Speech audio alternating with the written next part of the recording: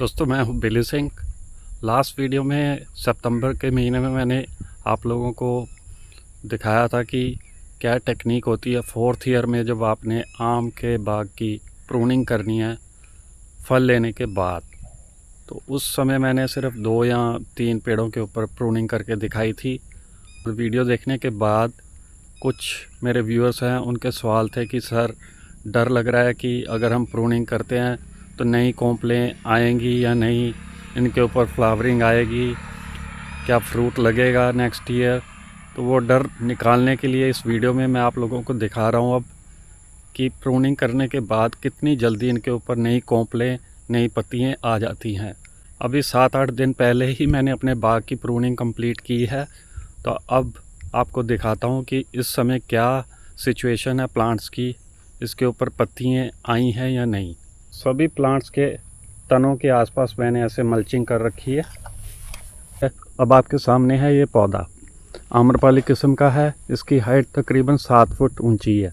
तो प्रूनिंग करने के बाद अभी 7-8 दिन हुए हैं और पत्तों की ग्रोथ भी देखें, ये नई कॉम्प्लें आ चुकी हैं इसके ऊपर।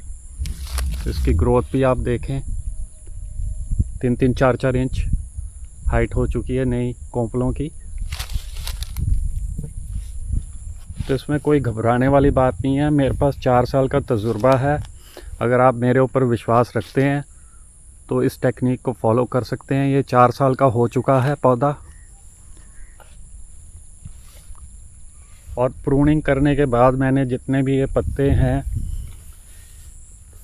सारा जो भी कट किया हुआ है ब्रांचेस को, वो मैं नीचे फैला देता हूँ जो पौधा है उसके तने के आसपास। तो इससे मल्चिंग हो जाती है और फिर ये गल के खाद भी बनता है। तो दोनों फ़ायदे हो जाते हैं।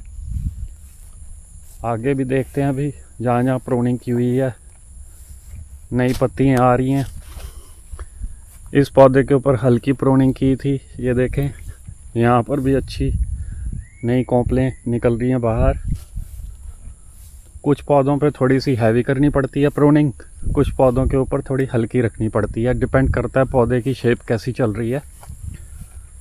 यहाँ भी देखें आप, इन नई पत्तियों की ग्रोथ शुरू हो चुकी है। तो 2-3 दिन में ये बाहर निकल आएंगी। काफ़ी स्पीडली चलती है जो नई कॉम्प्लें आती हैं आजकल। हर प्लांट के नीचे आपने ऐसे प्लांट के चारों तरफ मल्चिंग कर देनी है। जो आप प्रून करते हैं उसकी जो टहनियाँ कट के गिरती हैं उनको एक जगह यहाँ ऐसे डंप कर दें। तो इससे 2 फ़ायदे हैं। पहला फ़ायदा तो ये है, मल्चिंग हो जाएगी इसी पत्ते से, आपको एक्स्ट्रा मल्चिंग नहीं खरीदनी पड़ेगी या अरेंज करनी पड़ेगी। दूसरा फ़ायदा है ये मॉइस्चर को रिटेन करके रखेगा। तो आपको कम से कम पानी यूज़ करना पड़ेगा इसको मॉइस्चर देने के लिए प्लांट को। तो ये 2 फ़ायदे हैं। सारा बाग जो है हरा भरा है, नीचे से घास ही घास है, प्योर घास है। इसमें खरपतवार नाम मात्र है। इक्का दुक्का कोई प्लांट नज़र आता है तो मैं मैनुअली पुल कर देता हूँ। तो इस साल मैंने नो टिलिंग का फ़ैसला किया हुआ है। अभी कोई टिलिंग नहीं करूँगा। लास्ट वीडियो में मैंने शायद बोला था कि मैं इसकी जुताई वगैरह बड़े ट्रैक्टर से करवाऊँगा, लेकिन वो मैंने कैंसिल कर दिया अब आइडिया। अब प्लान ये है कि इसको नेचुरली रखो, क्योंकि अगर मैं इसको नेचुरल रखता हूँ तो उससे एक बेनिफिट मेरे को ये है कि मेरी जुताई का जो खर्चा है वो कम होता है। दूसरा, अगर आप 1 एकड़ को मल्चिंग करते हैं, मान लो धान की पराली अरेंज करते हैं, तो हज़ारों रुपये खर्चा आएगा पराली ख़रीदने में, ट्रैक्टर ट्रॉली का भाड़ा देने में, फिर लेबर अरेंज करनी पड़ेगी, फिर इसको फैलाना पड़ेगा। तो 20 हज़ार खर्चा आएगा अगर पूरे एकड़ को आपने मल्चिंग करनी है खरपतवार को रोकने के लिए। तो ये सबसे बढ़िया नेचुरल तरीका है जो जंगल में मदर नेचर करती है, वही मैं कर रहा हूँ कि इसको नो टिलिंग रखा जाए। पहले 4 साल मैंने इसमें जितना भी खरपतवार था अपने पावर टिलर से जुताई करके उस खरपतवार को ख़त्म किया, मैनुअली भी पुल किया। जहाँ कहीं निकलता था कोई आलतू फालतू का खरपतवार, उसको मैं मैनुअली पुल कर देता था। तो अब बिल्कुल जंगली घास है, बस वाइल्ड ग्रास जिसको बोलते हैं। उसका बेनिफिट ये हो गया कि मेरा मल्चिंग करने में जो खर्चा आना था वो बच गया। इस घास का अब सीज़न ओवर हो रहा है तो ये अपने आप ही लंबा पड़ रहा है। तो नीचे लेयर बिछ गई है घास की, ये पूरी लेयर बन चुकी है घास की। तो इसका फ़ायदा अब ये देगा मेरे को कि ये खरपतवार को कंट्रोल करेगा। दूसरा मॉइस्चर को रिटेन करके रखेगा। मेरे को फ्रीक्वेंटली इरिगेट नहीं करना पड़ेगा बाग को। तो प्रूनिंग के बाद ये ज़रूर करें कि जितनी भी ब्रांचेस हैं ना, इनको तने के आसपास फैला दें। प्रूनिंग करने के बाद नई कोंपलें शुरू हो जाती हैं निकलनी। यहाँ पर भी देखें, इस पौधे के ऊपर भी, तो सारे प्लांट्स पे नई कोंपलें आ रही हैं। प्रूनिंग में जब भी आप, जैसे एक कट लगाया हुआ है, तो कुदरती तौर पे मदर नेचर ने प्लांट्स को एक पावर दे रखी है कि अगर टहनी टूट जाती है तो वो पीछे से चलनी शुरू हो जाती हैं, फिर नई कोंपलें निकलती हैं। अदरवाइज़ जैसे ये देख रहे हैं तो यहाँ पर कुछ नहीं निकला हुआ। अगर मैं यहाँ कट लगा दूँ तो यहाँ पर सारी नई पत्तियाँ निकलनी शुरू हो जाएंगी। तो घबराना नहीं है प्रूनिंग करते हुए, तो इसको ऐसे चलने दे। ये काफ़ी लंबी थी, तकरीबन 4 फुट, तो 2 फुट तक ले आया हूँ। तो अब यहाँ से नई कोंपलें निकल जाएंगी, तो यहाँ से फिर नई ब्रांचेस चलेंगी। यहीं पर नई पत्तियाँ, नए फूल और नया फल लगता है।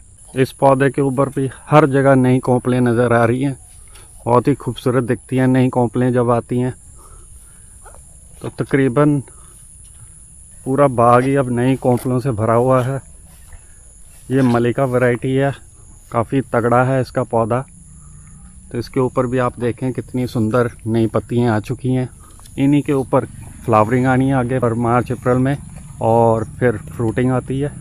ये पौधा भी आम्रपाली नस्ल का है। इसको मेरे को यहाँ से ख़त्म करना पड़ा।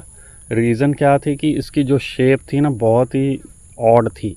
ये यहाँ से होके नीचे को बेंड हो रखा था, तो मेरी मजबूरी हो गई इसको यहीं से काटना। लेकिन इसमें भी देखिए, घबराने वाली कोई बात नहीं होती।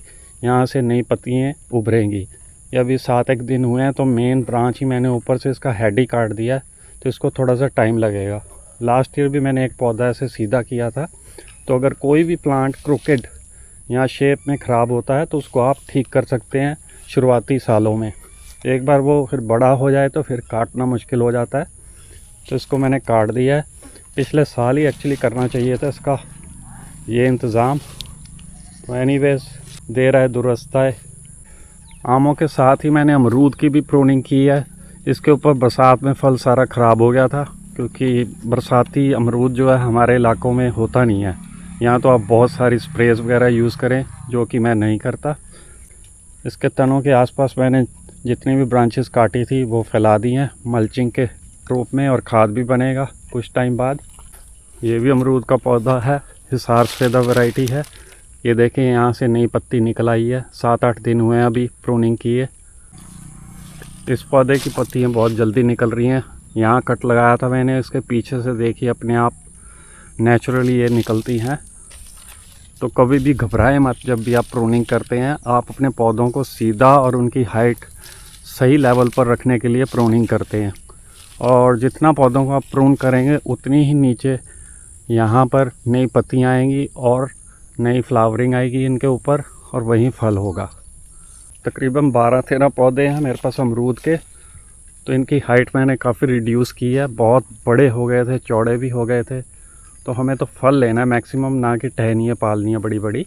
नेक्स्ट वीडियो में आप लोगों को दिखाऊंगा अमरूद की पत्तियाँ भी, और जब फ्लावरिंग आएगी वो भी दिखाऊंगा। खूबसूरत नई पत्तियाँ, नया जीवन आ रहा है पौधे में। नो टिलिंग बाग भी आप एक्सपेरिमेंट कर सकते हैं। मेरे को तो ये फार्मूला बहुत अच्छा लग रहा है। हर साल मैं नया एक्सपेरिमेंट करता रहता हूँ अपने बाग में। तो इस साल ये नो टिलिंग ही रखा हुआ मैंने, और बल्कि NPK 19-19 की स्प्रे भी नहीं मैंने लगाई इस साल।